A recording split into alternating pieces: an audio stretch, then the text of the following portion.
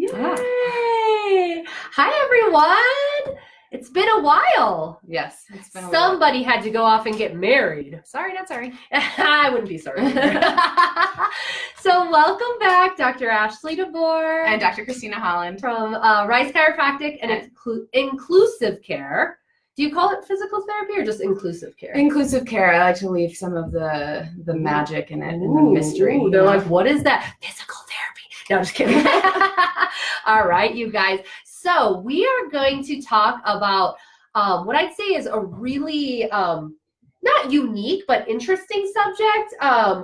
What we're going to try to do in some of these videos are just different articles that we've come across that we think are just awesome information. So excited that they're talking about things, but maybe want to dive into them a little bit deeper. This time around, we're going to talk about childbirth injuries. There was a really great article in Cosmo magazine. I don't know exactly when it was from. 2016. So it's already been quite a few years. It's entitled, "Millions of Women Are Injured During Childbirth. Why aren't doctors diagnosing them?" So this is what it looks like. We'll put a link in all of our feeds if you want to read the article, because it is a really good article, I'd say. But it's really just about childbirth injuries.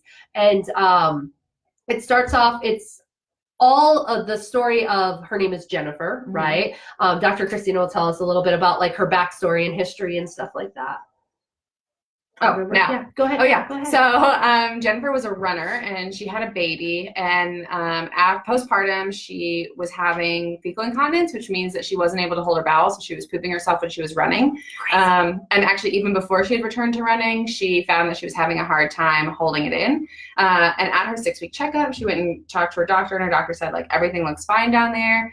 You're cleared to do whatever. So she's trying to... Yeah, because she had a pretty uneventful vaginal delivery, correct, as if I remember correctly, right? So it wasn't like she had a 4th-degree tear or anything like that, and she was still having these issues. Well, go ahead. Right. Sorry. No, it's great. And so she tried to return to her normal life and found that it was becoming an increasing problem, and so it got to the point where she stopped running, she stopped spending time with her husband, she was having painful sex, she stopped hanging out with her friends because of the embarrassment about what she smelled like and what would happen. She just felt totally out of control of her life. Yeah, because if I remember correctly, she literally went to go for a run and like barely made it. Yeah. And she had not wet herself and pooped herself, quite frankly, right? It was, it was like, it wasn't like she went for like a marathon jog or anything like that. Yeah. And so I know it talks about she went to her 6-week appointment, which is still, even though ACOG is recommending earlier appointments, it seems to still be pretty standard for most OBs, is a 6-week appointment. Right. And at that 6-week appointment, it's exactly like Dr. Christina said, normal, nothing in their realm that looked funny, right? Yeah. So that's when she kind of decided that she needed to look further, right? So what did she kind of look into? So actually, she waited a long time, I think. I don't remember the exact amount of time, but it really had impacted her life, and she had felt totally out of control. I feel like it was a long time, like well over a year or something like that, if I remember. I won't look through it, something like that. You can read it if you really want the statistics, right? But details. She ended up going to see a pelvic floor physical therapy, and it was interesting, right, as a pelvic floor physical therapist, because you're reading, she talks about how it's sort of awkward, and like, you have people's hands in holes that you like maybe haven't had hands in before, and maybe don't want your people's hands in. Right. But that ultimately, like, that was what was really helpful to her. And I think she saw kind of a series of people and was just trying to get answers. So I think that's primarily what she does end up talking about how or I guess she doesn't talk about it, the article talks about for her, that was what ended up helping her the most, was pelvic floor physical therapy. Right. And like you said, like, she went to a series of people, so we were chatting before we came on live of just how it just shows you that even if you're having pelvic pain and you've been to a physical therapist, you're having back pain postpartum, you went to a chiropractor, that maybe that chiropractor's approach just wasn't right for you. It doesn't mean that it was wrong and it's not helpful, but sometimes you just need to continue seeking care, because none of it is normal. Right. Right.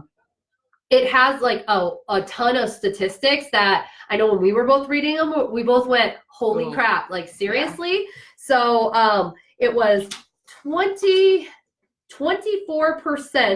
of postpartum women 18 months out still experience painful sex. Right. So that's a lot. And obviously this is reported, right? That was the other thing. I'm like, how much goes unreported because you think it's normal? Yeah.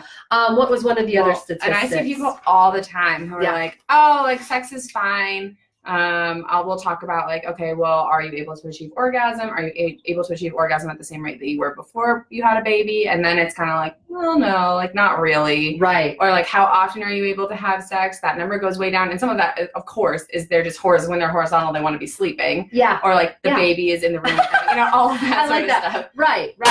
So there's definitely like different factors there, but normally when we kind of talk a little bit more, a lot more people are like, oh, actually it does feel sort of different down there. Like you're having sex, but it's not great. It's not like it was like prepartum, things like that. Right. Yeah, exactly. They just think it's a new normal. Right. Yeah. It doesn't have to be. And then 49% of people were leaking. Was that just urine? Yeah, urine. So 50%. 49. That's half of people.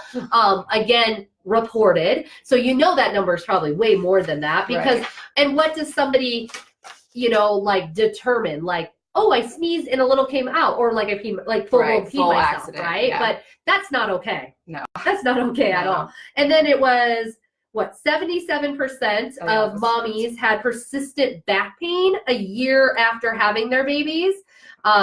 That is definitely, from a chiropractor, that's definitely not okay. And I know a chiropractor can help you achieve to like 0%. Mm-hmm. And then, the interesting thing too was they did a study with a little over 1,100 moms. Half had a C-section birth and half had a vaginal birth. And it was the same amount of people, regardless of birth, complained about pelvic pain postpartum. Yeah. So what does that say? That it doesn't matter your mode of delivery. So sometimes people are like, oh, well, I don't need to see a pelvic floor physical therapist because I had a C-section. And that's just not true. 100%. I get that a ton too with prenatal chiropractic. Mm-hmm. Like, oh, I'm having a scheduled C-section. I'm like, okay, but like we still want to get the pelvis in proper alignment, get the pelvic floor right, prenatally and postpartumly to be whatever it needs to be, strengthened, loose, whatever. Mm-hmm. And we want all the corresponding ligaments too, right? It just helps postpartum. So I get that a lot more so prenatally, that I'm like, I'm having a scheduled C-section. I'm like, you need chiropractic care, right? Yeah. But I could see that postpartumly of like, baby didn't come out that way. Right. Why would I need to come see you? Yeah. But it's the weight of the baby. If most people don't have scheduled C-sections, right? Usually it's a complication. So you've went into labor. You've had dilation, whether it be this or this, so you've still had the engagement of those pelvic floor muscles and still some trauma to them. Well, and from my perspective, if you're carrying a baby for that long, on with an extra weight and extra pressure on your pelvic floor, in addition to the other stuff you're doing, like maybe you're lifting your other child, or maybe you are a runner, or you're doing some type of heavy lifting or exercise, then like you're still going to have muscular responses to that. And so your system still just gets a little bit out of whack. You mean the muscles just don't turn off? Right? They don't just like turn on and off as you want them to. Right. Without any other. You may think that, not true though. Right. Yeah. So it's definitely just as important. Doesn't matter how you delivered, when you delivered, any of it. You still need to see a pelvic floor PT. Yeah. At some point. And actually, I think it was this article did a pretty good job too of talking about how Kegels are not always the answer, one. And two, yes. Yeah, it did talk about that. Yeah. I thought that was great. Yeah. And how two, even if Kegels are appropriate, so many people are doing them incorrectly, that it's worth going to see someone to like get checked. Yeah. Kind of to that end, we're actually, Dr. Ashley and I are hosting with our friend Miranda, we're hosting a workshop this weekend, and we're going to talk about how to check your own pelvic floor and see if you're doing a Kegel correctly and if you're relaxing correctly. So that's something that people check all of our events page. It's on there. Come, it'll be fun. Yeah. We're going to talk all things pelvic floor, right? Yes. Postpartum or not. Yeah. And kind of like Dr. Christina was saying, I had a class today with some of my postpartum mommies, and they were talking about, we were just doing breathing and like how they're like, I don't feel, or I feel disconnected, right? Mm-hmm. So you may think you're doing a Kegel correctly, but you could be so disconnected that you don't even really feel anything. And you're just like, oh yeah, I think I'm doing that, right? Mm-hmm. So, I mean, if you're just going off of like what the internet has told you, or even a provider maybe has told you, but not really showed you. Like if there's any or kind of hasn't disconnect. checked, like if you can you're see doing it or feel it, and if you don't know exactly what you're looking for, it can. I've seen a lot of patients who are like, yeah, I'm doing a Kegel, and I look and I'm like, that's not what that is. Yeah. You're like, okay, let's try this, right? Yeah. Totally. The last statistic that I thought was kind of crazy, alarming, don't love, is 41% of mommies had undiagnosed tears in their pelvic floor muscles. Yeah. So the thing about that, and they did that via MRI study, and the thing is that you can have you can have a tear and have no problems at all. Yeah. So there's something to be said for that, right? Right. The one thing I wanted to say about this article is that I think it was really comprehensive in terms of like covering a lot of things that people experience postpartum. Right. But also to me as someone who like, it was pretty alarming, and I am not currently pregnant. So if you are pregnant and reading this article and freaking out, don't. Yes. Like, you know where to go, so you don't have to freak out. You know who can help you. Right? And also, of course, right, like they are writing to get people to read it. So Yeah, there is course. some aspect of that. And in both of our professions, like we don't see people who have super totally normal births without symptoms afterwards, and it can happen. So I just like to remind myself and other people that like, please don't panic. Right. You're not always that's 100% true.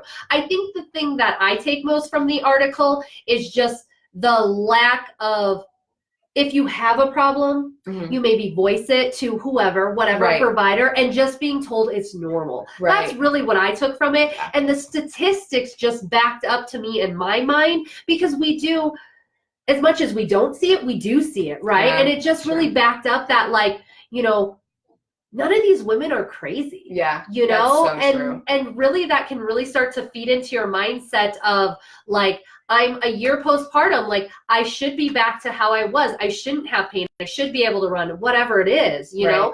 And so this article just really, I love that it just shed a light on that. Even if you've tried or you've voiced your opinion 1,000 times, that you don't need to stop, that this isn't normal, and just keep asking. Yeah. And maybe you'll have to go through 20 pelvic floor PTs, a ton of chiropractors, 5 OBGYN, who knows, you know, but somebody will get you the answer and will help you.